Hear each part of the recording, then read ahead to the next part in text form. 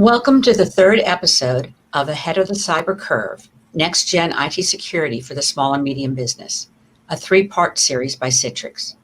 I'm your host, Lisa Rogers, and today I'm joined by Kurt Romer, Chief Security Strategist from Citrix, Victor Chang, Director of Product Security, and Barbie Mooneyhan, Director of Information Security.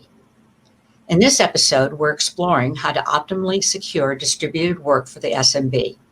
In particular, how these organizations can strike the right balance between providing ease of customer experience that promotes productivity and maintaining high security.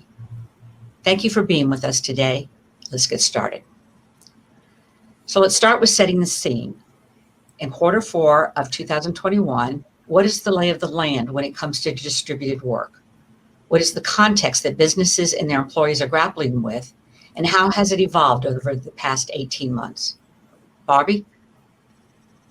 I think the lay of the land currently is that we moved from this very safe in-house environment for a lot of companies where everyone was in one spot and they were able to keep control of networks and they were able to keep control of the devices and where they're located at. And now that we're in this more remote or hybrid experience, we have individuals that are coming in from their homes or from hotels. They might be off at a conference, or for me currently, I'm at a beach or coffee shops. We start to see these different threats in which has forced us to think of our technology differently. It's been an incredible experience of being able to have more freedom in what we do every day.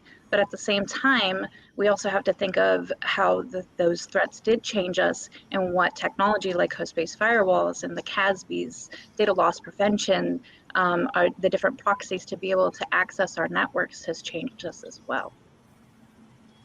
Thank you, Barbie. Victor, do you have anything to add? I think here what's been interesting in the last 18 months is clearly we have exercised the pandemic playbook. It's something that, a lot of people never thought would be pulled out to this extent. And so a lot of organizations have glossed over it. And we've had 18 months, a lot of organizations, lessons learned, and just sharing across between the peers about what we're doing, right? And organizations such as Citrix and are also helping out by Zoom. That's a big thing where they're really helping out with the remote workforce. So with the 18 months, we're at a stage where we've learned quite a bit. I think some of the major issues that we've run into that we have solved for, hopefully, is scalability, right? You just think about, like Barbie said, all the licensing for remote VPNs, Zoom, whereas previously we adopted maybe for just a certain a population of our employees. Now suddenly we have to cover everyone. Do I foresee remote work going away? I don't think so. I mean, I think moving forward, a lot of organizations have adopted this hybrid approach. This is something that I think the employees are demanding. How organizations need to meet it, again, is scalability and making sure you have the right support and solutions in place. I would say, lastly, probably MDM, some sort of device management is super critical to this, because the threat landscape is now, you almost have to apply a lot of the protective mechanisms that we're used to inside the office. Now we're applying it to the individuals themselves, their machines themselves. Thank you, Victor. So what are some of the main pain points when it comes to enabling a distributed workforce? When it comes to maintaining security and enhancing the worker experience, what are some of the challenges that SMBs are faced with? Kurt? One of the biggest challenges is being able to maintain corporate culture throughout all of this as people continue to be remote. And it's a real issue as you take a look at the ability for all of us to effectively collaborate, to be social, and to really feel that sense of belonging. It's why you see a lot of what's called the Great Resignation. People are leaving organizations and even completely leaving the workforce because they've just had enough. Small and medium businesses really have a big challenge there in terms of having an employee experience that not only helps people to utilize the technology and utilize it securely and in the right way, but also brings everybody back together in terms of that culture. And that's going to be especially important to foster the security culture moving forward as the threat landscape continues to expand. Thank you. I might add, from my point of view, a lot of the issues that are the pain points that comes with that distributed workforce is the blurring of the lines between the home and the office. You know, are computers being used for office work, or are they being used for homework? And how are they secured? And do we have separate devices, or is it bring your own device? And how secure is the home network? So we're really broadening our reach out to everyone's home in this situation. And how do we help that clear up that definition, if you will, or clear up that line between when I'm doing business work and making sure it's secure versus when I'm doing personal work on the computer or on a computer or on the network and it's not. So again, I'd agree with Victor that mobile device management has become really key. Solving the BYOD problem, I think, is also becoming very important. And coming from a healthcare background, HIPAA. How do I keep patient information from ending up on a home device where it's not secured and people have access to it? And how do I make sure, children and family members don't come in and see the screen and see patient information? And how do I really protect the patient privacy in this distributed workforce? Something I think that's unique to healthcare. Barbara, do you have anything to add to this? Yeah, and I think really that privacy element was a huge thing that we saw when we were shifting from the coming home on trains with our devices and trying to get into our homes with this. It was really hard to send printers as well and to send other devices that once they're home, how do they continue to do the functions and the jobs that they need to on a daily basis without the same types of technology that we had in the corporate offices? And how do we make sure that we're able to mimic that but still keep and make sure that there's privacy elements there?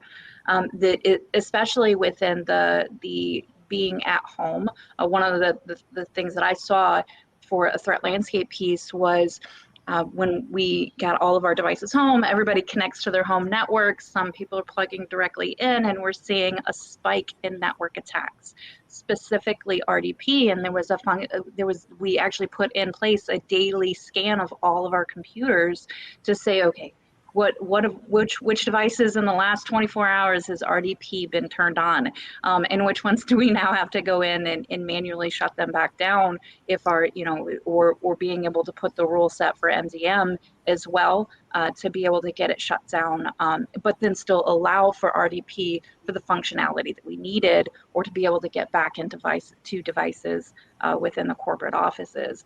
But we did see a huge spike in different network attacks, and then having to shift what we're concentrating, the different threat hunts that we're doing, and the way that we're responding to them. That within the privacy elements was the two things that I saw whenever we all kind of shifted, and the challenges that we had to kind of overcome there initially. Thank you, Barbie. So alternatively, what are some of the opportunities that distributed work offers businesses? How can it work to their advantage? Victor? Well, we've seen this unprecedented movement of people to all different geographies. And I would say the number one aspect that I'm actually very grateful for is access to an expanded pool of talent. Now we can, with embracing this distributed workforce, we can actually look in cities and geographies where we never thought of, to be able to find the right talent to help us meet a lot of our needs, particularly as we're hiring, myself, we're hiring security professionals. Now, instead of just focusing on, maybe the major metropolitan areas, we can go out to other areas where we find talent, or even just find people that want to live in a different area, be able to provide that flexibility. So now we have, we're embracing this culture of employee happiness there. as well as being able to fulfill their missions. Thank you, Victor. Barbie, what are some of the opportunities you see? I'm going to go straight into that same vein.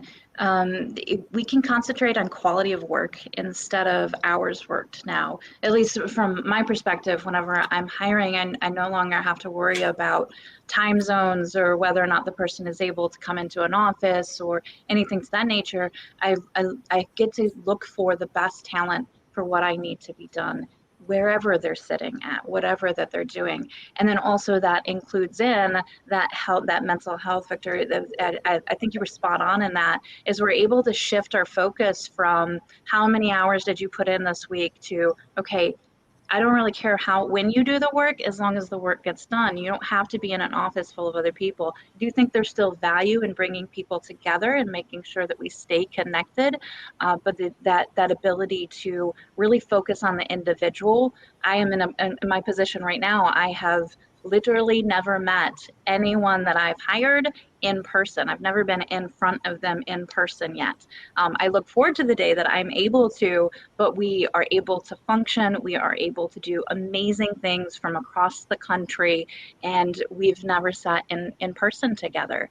But that doesn't mean that our value suffers.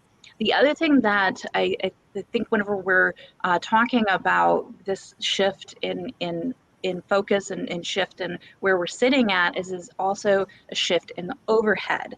The physical mentality that we used to have, that we had to have servers and we had to have networks and we had to have these things that had overhead that people had to put hands on, is going away. It's not gone yet, obviously. There's always going to be, some kind of physical, tangible environment, but we are able to kind of move and shift away from that thought process that, small, medium business, they don't have individuals that might be on site, that you can't build out a networking, necessarily just build out a networking team and build out a server team and build out, an endpoint team. So now you have this ability to choose things like, okay, maybe we're going to go for the cloud for that. Maybe we're going to do, I love the STAR as a service, the infrastructure as a service, or software as a service.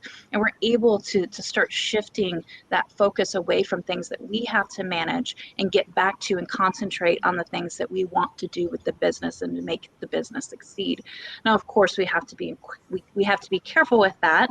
There is things like the more dangerous, if the configuration is incorrect, or we have to make sure we do our due diligence with our third-party risk assessments and making sure that we do our supplier assessments properly and then our contracts are right. But overall, it's so freeing to be able to shift in that focus of, I can concentrate on what's being done and not on the physical or the time spent of doing that.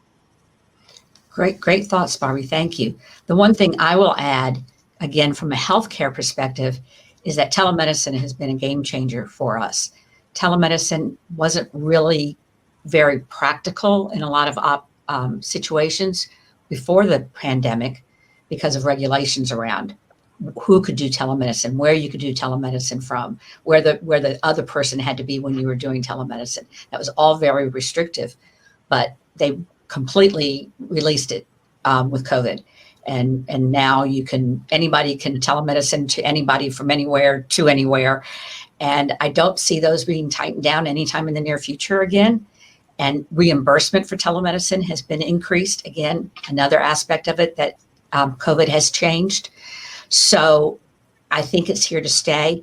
And I can say from the practice I worked with, the doctors found it invaluable and increased their productivity so much in being able to do post-op by telemedicine. There's no reason for somebody a week after surgery to hobble into the office for a checkup when it can be done just as well, over a secure Zoom type platform and provide that care and for the patient. So I think that's been a huge advantage that has come out of this in the healthcare arena. Is everybody's struggled at the beginning. I stood up a telemedicine solution in a week, and a lot of the healthcare people had to do the same thing. But now that it's here, it's been a real game changer for the physicians and in healthcare. So increasingly distributed workforces and spaces are simply a reality of our times today. So how can SMBs strike the right balance between enabling productivity and the user experience for employees and heightening security, especially when faced with the increase in cybercrimes? And so one of these is zero trust security. So why should SMBs implement zero trust? And if I can take that one, I would say that first of all, zero trust is not a product, it's a process. And it's something that really is applicable for the most part, whether you're on-prem or in this distributed world. So things like least privileges and cloud security and network segmentation, data encryption, all of which are core to zero trust. It doesn't really matter where you're doing that, those things have to be done. Where I think the real challenge for zero trust is in this new world is around device security, identity access management. It's the new perimeter. It's no longer a firewall protecting your network.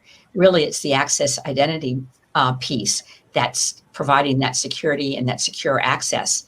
And then asset management, and whose device is it, and where is the device, and how well can I apply updates and patches to those devices? Are they where I can reach them all the time? Can I get endpoint detection on them and manage that? So I think zero trust is extremely important for small and medium-sized business as well as larger ones. There's no such thing as security through obscurity. Everybody is due to be hit, even if you are small and you think nobody wants to. But I think it's important to understand that zero trust is applicable whether you're on-prem or remote, but there are some definite increases in complexity in implementing a zero trust framework when you've got this distributed workforce. How about SASE, and what should SMBs know about it, and what are its advantages? Barbie, would you like to take that one? Sure. Well, first, SASE, Secure Access Service Edge. Essentially, it is software-defined wide area networking and security into a cloud solution, or a cloud service, or a cloud solution. So essentially, users are able to access cloud services by logging in and authenticating their identities at pretty much any location, and then are passed through the edge into the cloud environment. And it transitions, again, what I was talking about earlier is that we have this amazing ability of freedom now. So it transitions to thinking from that on-prem, we have to have things go through our network, our in-house network, physical, tangible load balancer, firewalls, and things to that nature. And it transitions it over to, well, maybe it doesn't necessarily have to be ours. Maybe we want to run it through a proxy, so that whenever individuals are logging in from their home, it's more for their solution from their perspective. It's a login instead of 3 different systems that they have to figure out how to get through, and then for the business to have to run and maintain. And it was a really interesting transition from one company to another for me, where we were mostly on-prem, everything, we were VPN'd up, we had to move through everything from that perspective. And then I transitioned to a company that did not.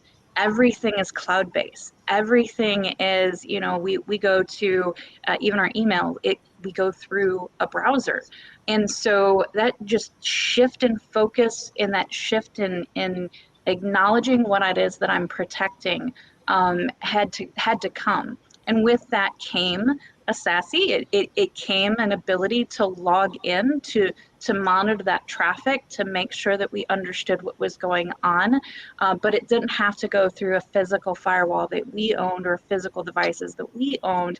It was able to go through a cloud, a cloud service that combined security with it, so that we could do our networking from a different perspective.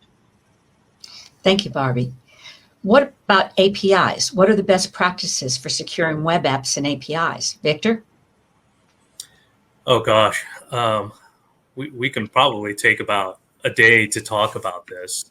So I thought about how can we distill it down.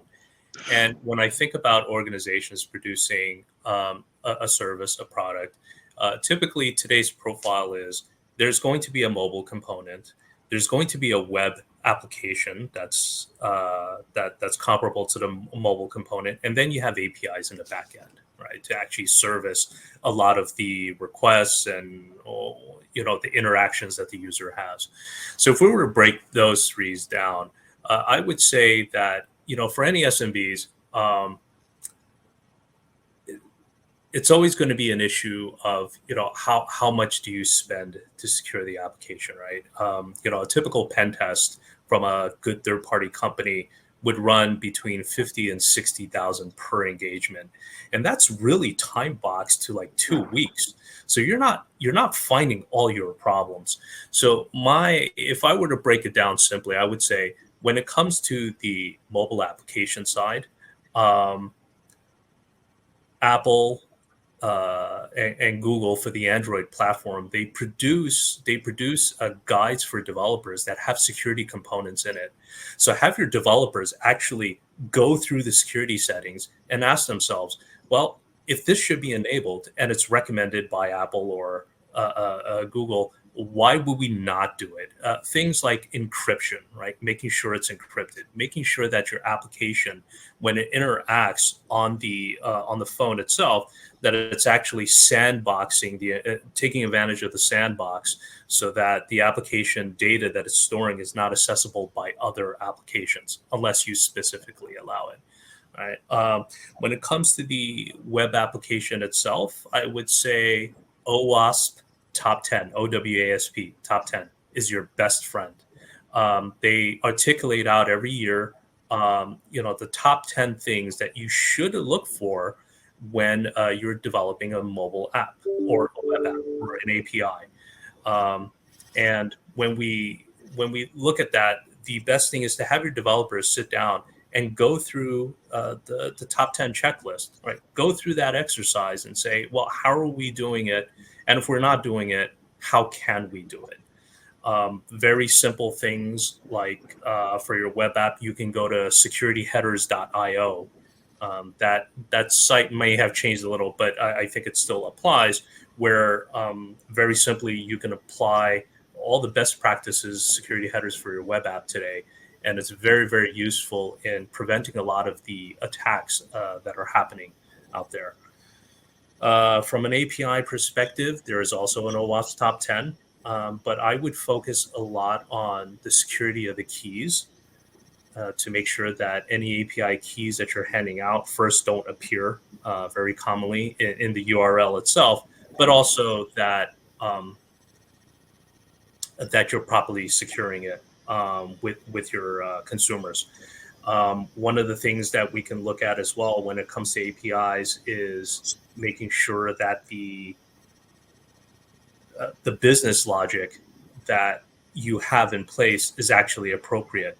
So, for example, if I'm limited to a specific subset of information or to a specific role, can I just simply modify the call, the API parameters, and suddenly I'm getting information that I shouldn't get? So this goes into a lot of access control business logic, right? Making sure that you're always, if it doesn't fit the parameters, that it's actually going into a deny state, and then you have the developers go back and fix it.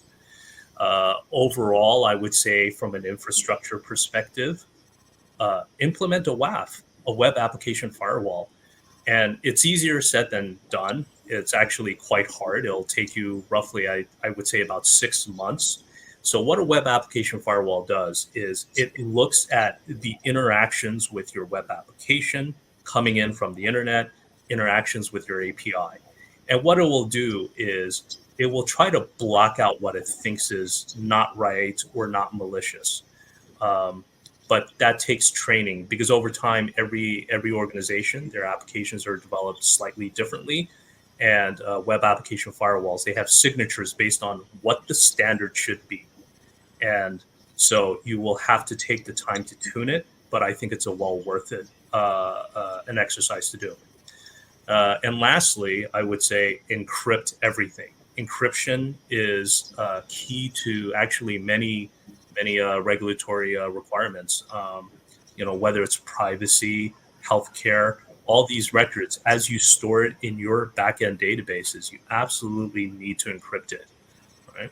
And encryption is a very, very easy concept to do. You could turn on encryption, but there's a component called management of the encryption. That's where it gets really hard because you have to periodically rotate your encryption keys.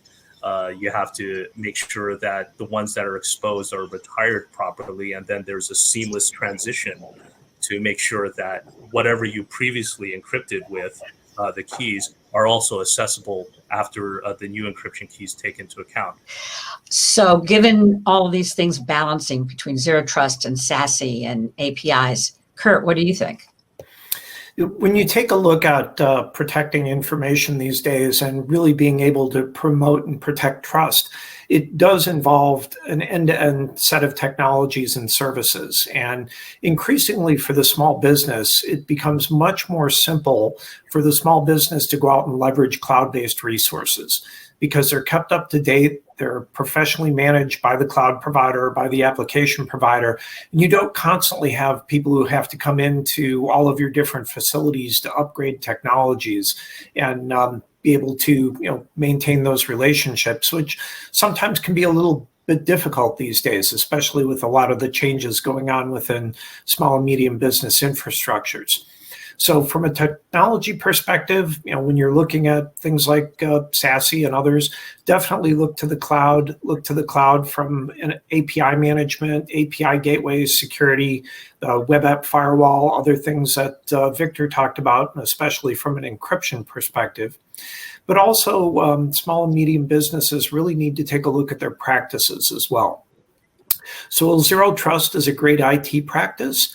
Extending that out to the workforce might be going in front of them and saying, hey, we're adopting a mantra that says all trust must be earned.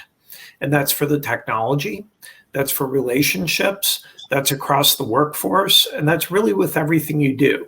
So it gets everybody into the shared responsibility mindset and reminds them that trust is not just the purview of the IT department and not just their responsibility. It's something that is a really shared responsibility across the organization. And as we continue to promote hybrid work and we see all these hybrid models evolving, it is extremely important that people go into that with the mindset of all trust must be earned. And if you see something, say something, because we're going to continue to encounter new situations. And we need the hybrid workforce out there really being the people who are seeing this firsthand and reporting back to the organization. Hey, here's an issue or here's an opportunity, and sharing that information. Great advice. Thank you. So what skill sets, teams, resources will small and medium-sized businesses need as they invest in their secure distributed work strategy balanced with on-prem? Again, if I can say, I think that one of the most important things is that focus on security. SMBs very often try to run as lean as possible in terms of IT staff. They outsource a lot of it. And there isn't always somebody whose sole job it is to focus on security. And with the challenges in this distributed workforce, I think it's incumbent upon the businesses to, if they probably can't have it internal, it's probably too much for them to bring it internal. If not, then find a good security firm that you can partner with to provide that security overview and those best practices that we've talked about so far, and helping you secure this environment, because it is complex.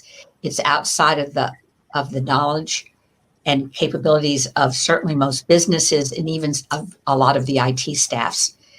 And who, if you're working with one managed service provider for your IT, that may not be the right one for your security. So I would really think that that's a skill set that SMBs need to take advantage of with somebody who can really help them navigate this security landscape which has become so much more complex as of late. Victor, how about you? What are your thoughts? I think that's spot on. I would say that leadership is important, and we understand that SMBs, they all tend to run lean. But if you're in a fortunate enough position, I would say to have an IT representative, get someone that also has a security background, because then you can really leverage that to be able to help build the right solutions and the right and bring in the right resources to help you build a security program. It's not always going to be perfect, but having someone with that background is going to be really helpful. When I think back, I would say that if you have someone on compliance or legal, extremely helpful in working together through the issues, because sometimes these regulations or like HIPAA or GDPR, CCPA, all these privacy, they do actually require some interpretation, and then having a conversation over, what are the right technical implementations or manifestations that you have to do. So getting the right leadership in place is great. Scalability of your solutions as well. When you, I would say that if you bring in various solutions, they're all going to be everything is as a service today. Is just make sure it's scalable. You don't want to have to build something that's great for the first 50 to 100 employees, and then as you continue to scale and grow, suddenly you realize, well, now I got to tear this all out, and I have to invest in a completely new solution. So just be on the lookout for that. So I would say single sign-on, for an example, just thinking back to my experience, Meraki's are great from Cisco.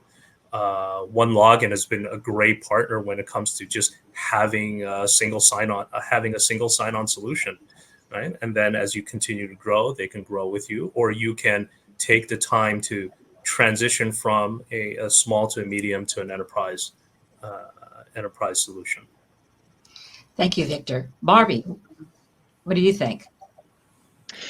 I completely agree. I mean, the leadership element of it is incredibly important. Being able to pull together, because we're not, security isn't just an IT problem, or it's not just or an IT solution, and it's more of a business element. So having all those leaders at the table to understand how to move the company forward as a whole is really critical.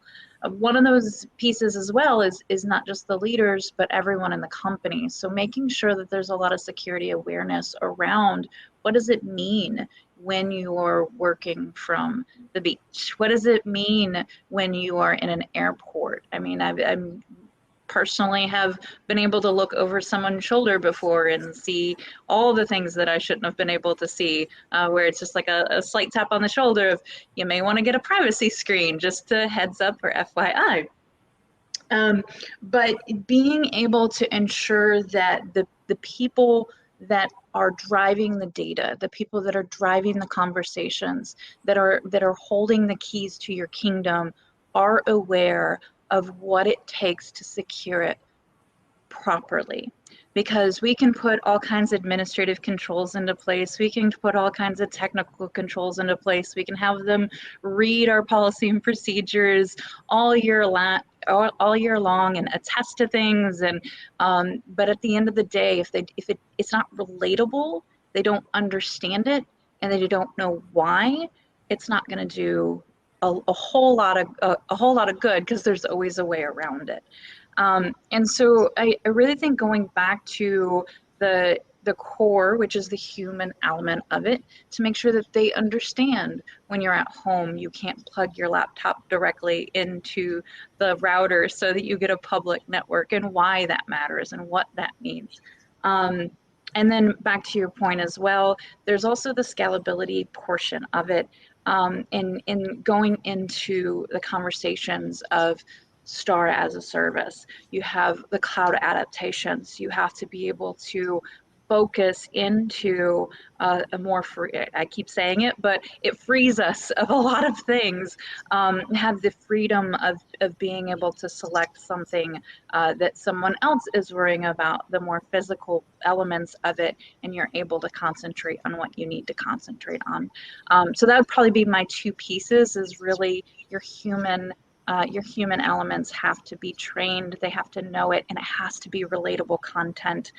And then, of course, the scalability is really big for me, and making sure that we're making technology solutions and that we're choosing the technology solutions that will take us to tomorrow, not to yesterday.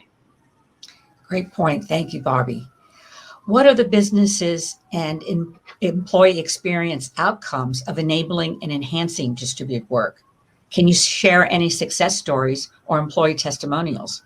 Kurt?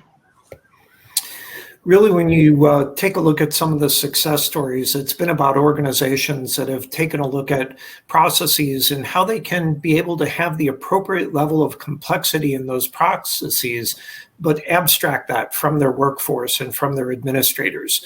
So it's really about embracing a platform so that you've got single sign-on, you've got encryption, you've got the ability for integration of all the different applications and desktops and content that you're working with that integrates together so that people don't have to stitch this together and remember to do different things in different situations.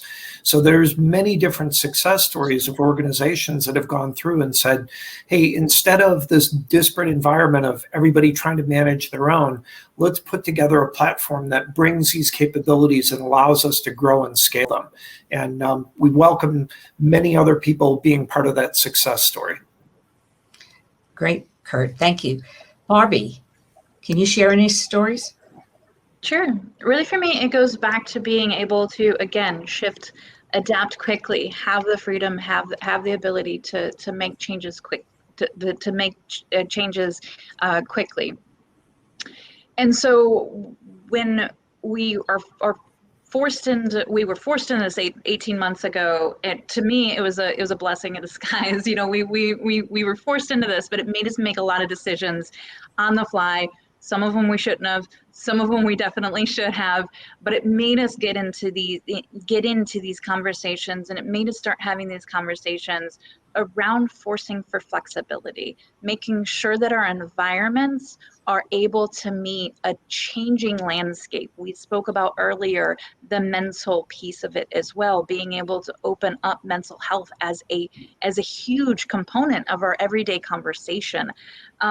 So for me, I guess my best success story is actually that I've never met my team. I've built out an incredibly diverse, they are all across the United States, and they're incredibly diverse, and they know what they're doing. And I wouldn't have been able to have that talent if it wasn't for the ability to say, you know what, I'll send you a device. You stay right where you're at. I love what you're doing. Let me know what hours you want to work. As long as we can go the work in, and as long as the content is there, you know, I'm completely happy with working around and making sure that the mental health is there. And so for me, I feel like I have more buy-in. My teams are they're driven a little harder because they know what they're there for, and they know they want to be there. And so they don't have to worry about the technology. They don't have to worry about going into the office and putting on a suit or you know, a tie or a blouse. They can show up as they are, authentically who they are, with their mental health in place, and be able to do that because we have the technology that's backing them that they don't even have to worry about on a given day. Great. Thank you, Barbie. Victor, success story? Well, the user experience for me, user experience is very important, right? You can put all sorts of controls and processes in place, and if ultimately there's going to be, there's just a question of why do we have to do this, and you encounter a lot of pushback, you're not going to be successful, because then, and this is not a anything against people. The normal behavior of when you don't want to do something is you tend to resist or you try to bypass it, right? And there's nothing wrong with that. That's very natural human behavior. So I always tell my peers, if you implement a control, and it just makes and it's not well accepted, people try to bypass it. Have you actually done anything to increase security? Right? You haven't, right? So being able to quickly respond when it comes to a lot of issues around security, that user experience is what helps people really embrace it. So I would say when we implemented an MDM solution, at first it was okay, so what are you looking at for on my devices? Are you just always monitoring what I'm doing? And so we took an approach of transparency. We opened up the dashboards and said, anybody that has a question, if you want to come in, take a look. And we had a lunch hour where we said, okay, so this is how we implement MDM. This is what we look for. These are the controls that we put in for you. And then we also demonstrated in real time, being able to accommodate requests. Hey, my application is broken, or these URLs that I'm trying to access is not working, and being able to resolve those issues quickly, centrally, throughout a very distributed workforce, really got people to embrace it. And I think people are generally happy. So, transparency plays a big part in it. I'm also going to talk about branding. Right, branding from a security perspective. We have, for example, something called zero trust. Right, but if you really think about it from an employee perspective, that sounds great marketing to security folks. But for us as security professionals, we're focused on protecting, our employees, and then we go to them and say, we're going to implement this zero trust system. And the natural reaction is, so you don't trust me. It's not really about we don't trust you. It's about not trusting whatever the external elements are or the technology failing. And so I would say that if we, even when it comes to products and terminology, just branding it, getting a little bit of better PR on it, so that it's really focused on the employees and the users, versus the marketing terms that are really sexy for security professionals. I think that would go a long way as well. So yeah, I like that, Victor. Thanks. So let's begin to wrap up by looking forward. Over the next few years, how do you see distributed work and necessary security measures continuing to evolve? Even if more employees return to more centralized models of working, how do you think the developments made this year will continue to impact and enhance workspaces, especially for the small and medium business? For me, I think it's just whether you continue in a hybrid model or you go back more centralized, there's still going to be more flexibility in how you're working. I've heard a lot of talk about collaboration spaces, turning offices into collaboration spaces. So you can work at home sometime, or you can come in when you do need to collaborate. So what are those collaboration stations going to look like? But the end result is the flexibility we've built in to be able to work remotely will enable someone to move around the office freely and not have to worry about, being stuck at a station at a desk and only working there. I can just pick up and move anywhere and have the same capability, including 2 screens or keyboard or whatever. It's not just a matter about moving a laptop around. So I think a lot of those things that we've developed will still be applicable.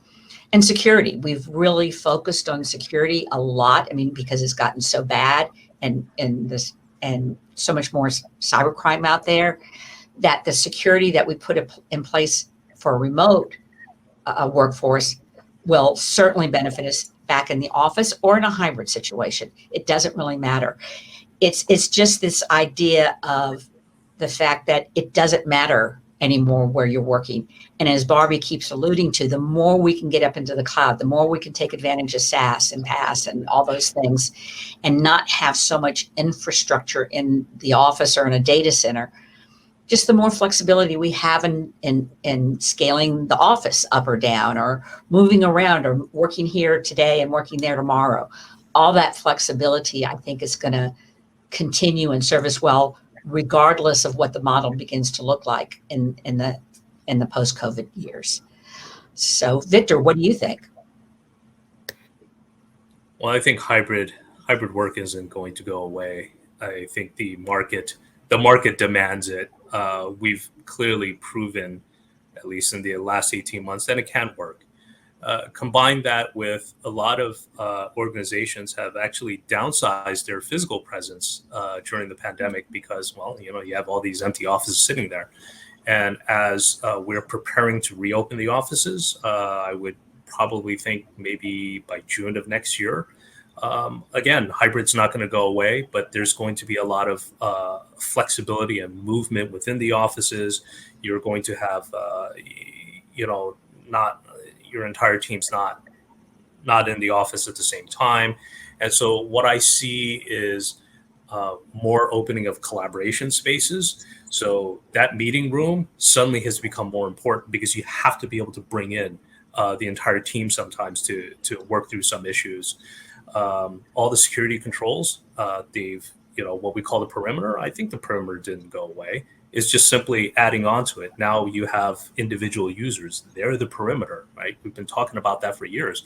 Now it's proven out. The individual users are the perimeter.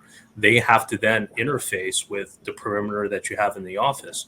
And with this hybrid workforce, again, it's not going to go away. It's just going to be more complex. It's going to be very challenging, but it'll be fun too. To work on, see how this evolves, and a lot of the technology be able to integrate and play with each other. Great, thank you, Kurt. Sorry, Victor. Barbie, what about you? How do you see it evolving? So I have an interesting one. I actually the strategy meetings are going to look a lot different, and so I'm really looking for houses that can house, potentially 14 individuals for offsites instead of potentially going into, an office, or if we are all spread across the United States, maybe we don't have an office anymore. So what does that look like? And then how do we bring everyone together? And is that something where we do that in a location like, the VRBOs and things to that nature? I joke about I need a 14-bedroom house with all king beds, but it's also very serious as well. We really are changing, potentially not even having offices to begin with, and so we have to continue to focus on who accesses, what the access is, less about the device, less about the physical, but more about focusing on the individual and making sure that our devices are potentially agnostic, knowing what, maybe more agent based, but knowing what type of agents that you can have on it, or setting up the again, going back to SASE, setting up the perimeter on the outside that doesn't necessarily need physical devices, that you just set up a cloud proxy to say, this is what you have to do and this is what you have to have on your device to be able to access our environments. It doesn't matter which star as a services we have, which cloud provider we have, or if we're using different Salesforce or anything to that nature, whatever our HR thing is, you're going to access it from a browser. This is the controls that you have to go through to be able to do that. It all goes through a protected source. And as long as we have our identity access management up to snuff and we concentrate on the who's and the what's and the why's, we don't have to worry as much on the where's. And so getting that more device agnostic perspective, I think will continue to be a focus for everyone. And it does allow small and medium businesses to not have to worry about spinning up teams or spinning up abilities, because we have solutions out there that we can just tap into now again, as long as we've done our due diligence and third party, making sure that we've done our risk assessments and that we're choosing proper and good partners to do our business. But it does allow small and medium businesses to be able to expand a lot faster without having to go out and find that talent, without having to go out and build something from scratch. You know, we're not gonna. We need to make sure that we are able to use the wheel that's already built, not build it all over again. So that's kind of my take on where we are. Very good. Thank you, Barbie. So if there's one key takeaway regarding distributed work that you would want every viewer to walk away from this webinar with, what would it be? Barbie, let's go back to you. I mean, don't be scared of change. It was interesting going from a monolithic, very, very on-prem environment to an absolutely not. And I remember that first month or so when I was getting used to this idea that there wasn't a VPN to log into, there wasn't things that I had to set up. I mean, there's still firewalls, but they're not physical. You don't have to like worry about the hardware elements of them, and that there is that shared responsibility model to make sure that we're again partnering with the right companies, making sure that we have the right people at the table. But my big thing is don't be scared of that change. It is oftentimes seen as potentially, oh, no, we can't make that change yet. That's a lot of work, or that's a lot of things to do. But ultimately, it's where we're going. And if you're going to want to keep up with, I know we keep talking about that user experience, but the user experience is going to be huge going forward. And to be able to secure everything without having to interrupt everything is going to be a ginormous advantage, especially from small to medium businesses, because we don't have the ability to just hire 15 people to be able to do that for us. We have to be able to have those contacts and have those resources elsewhere. And again, just be careful, write your contracts appropriately, read through them, make sure that you're doing your risk assessments and configure things properly. Making sure that as you're having those conversations with your business partners, that you're turning on, as Victor talked about earlier, making sure you go through the configuration items to not leave yourself with additional risk that you weren't aware that you would introduce to your environment. Thank you, Barbie. Victor, one takeaway. Well, I would say the important thing is to re-architect your collaboration tools. It's very focused today on, corporate interior or the corporate perimeter. That clearly is no longer the case. So go back, revisit all your tools and make sure that they can accommodate for a distributed workforce in a secure manner. Great, thank you. Again, I'm going to bring in the healthcare perspective here. I don't see everything going completely hybrid the way y'all do, only because in healthcare, a lot of people have to be there. I think it's going to be very dependent upon the business and very dependent upon the department within the business as to whether they're going to be on-prem or remote. So I think the hybrid one is there. And I guess the one key takeaway I would say is security. You've really got to not make security an afterthought anymore. It is a much more complex world that we're trying to secure, and you have to put focus on it. So from the leadership, you have to understand what your risk appetite is and how much security do you want. And the employees have got to be brought into that discussion, and change management and training. And as Victor said, letting them know why we're doing what we're doing and how they can participate in making us a more secure place. And then getting the proper expertise to bear in making sure that whatever your environment is, whether it's on-prem, remote, or hybrid, that you've got a secured a secured environment. And I agree. I think access management is much more important, and that's where the perimeter is nowadays.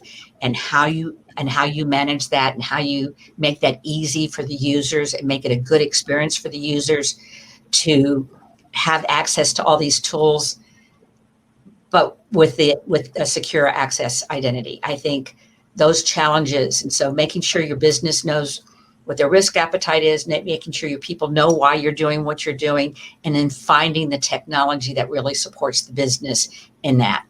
That would be mine. How about you, Kurt? I would ask everybody as a small and medium business leader and as a hybrid worker to be constantly thinking about how to leverage security and trust as a competitive advantage.